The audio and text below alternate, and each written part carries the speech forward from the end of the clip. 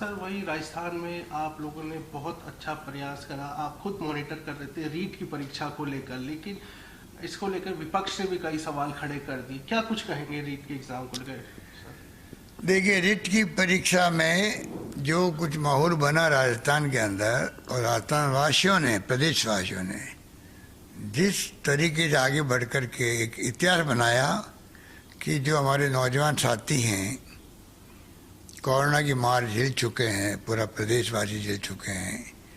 Corona के वक्त में भी आप देखा होगा कोई भूखा नहीं सोए, हमने कहा था, तो लोगों ने, एनजीओ ने, एक्टिविस्ट ने, धर्मगुरुओं ने, सभी पार्टियों लोगों ने मिलकर कोई कमी नहीं की सेवा करने के लिए। हमने अप्रिशिएट किया सबको। अभी भी हमने आह्वान किया कि बार बार बीजेपी का राज हो चाहे कांग्रेस राज हो, पेपर आउट होने की खबरें आती रहती है। हमने इस बार कड़ाई बरती ज़्यादा ही, हम बर्खास्त कर देंगे नौकरी से, स्कूलों की मान्यता समाप्त कर देंगे, कार्रवाई करेंगे। और साथ में क्योंकि करीब 15, 16, 17 लाख छात्र और नौजवान बेरोजगार थे, उनके लिए आह्वान किया कि कहाँ तो रुकेंगे, एक दिन पहले जाना पड़ता है, कहाँ रुकेंगे, कहाँ खाना खाएंगे। आह्वान करने मात्र से पब्लिक ने, एनजीओ ने, एक्टिविस्ट ने, जनप्रतिनिधियों ने पलक पावड़े बिछा दिए उनके लिए, चाहे वो यूपी के आए हों, चाहे मध्य प्रदेश के आए हों, चाहे और किसी राज्य के लोग आए हों। और जिस प्रकार से उनके खाने पीने की व्यवस्था करी, राम रसोड़े खोल दिए खिलाने के लिए, उनको गर्म भोजन पैकेट बना दिए उनके लिए। ऐसा मैं समझता हूँ कभी आज तक कभी नहीं हुआ राजस्थान में और देश में, कहीं नहीं हुआ। ये नई परंपरा एक प्रकार से राजस्थान की जो महान परंपरा रही है उसी का एक रूप था ये, जो देखने को मिला।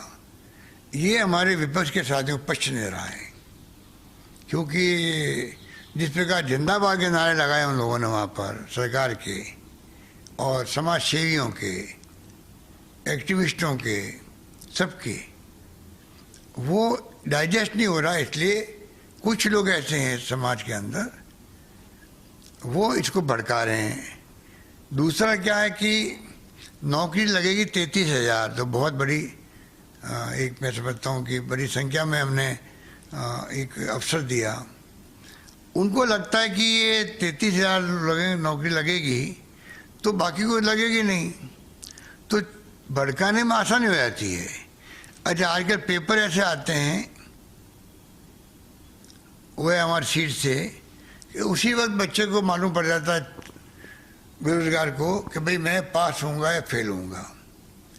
तो जो मालूम है कि भाई अगर मेरा नंबर नहीं आने की संभावना है और ऐसी स्थिति बन गई कि मैं पास नहीं हो पाऊंगा, ऐसे लोगों का भड़का होगा, पेपर तो आउट हो गए थे, तो आप कितनी भी इकट्ठी कर लो, उनको भड़काने का काम कर लो, ये अच्छी परंपरा नहीं है। इससे तो अगर भर्ती रुक गई साल भर, 2 साल, फिर कोई कोर्ट में चला गया, फिर हाई कोर्ट से सुप्रीम कोर्ट तक जाओ, पहले भी गए, हमें तो कई सुप्रीम कोर्ट से केस विड्रॉ करना पड़ा है।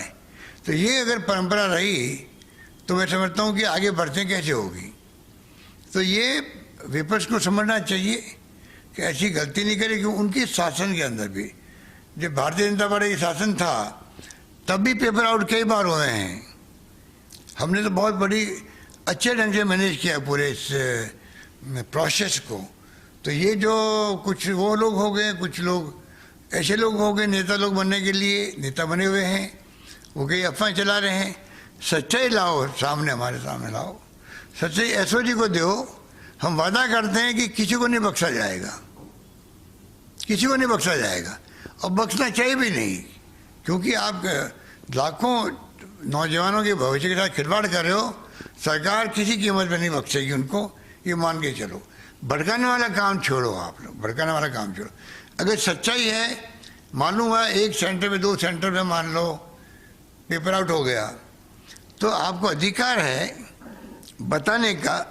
हम पता कर लेंगे भाई इससे एक सेंटर पे, 2 सेंटर पे बात पहुंच गई है, पेपर आउट हो गया है, हम वहाँ पर एग्ज़ाम करवा देंगे।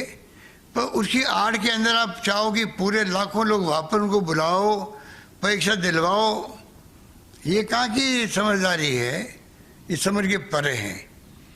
इसलिए अगर कोई शिकायत मिलेगी, सच्चाई होगी, तो हम वापस पेपर करवा देंगे उन सेंटर पे जहाँ पर ये शिकायत हुई है।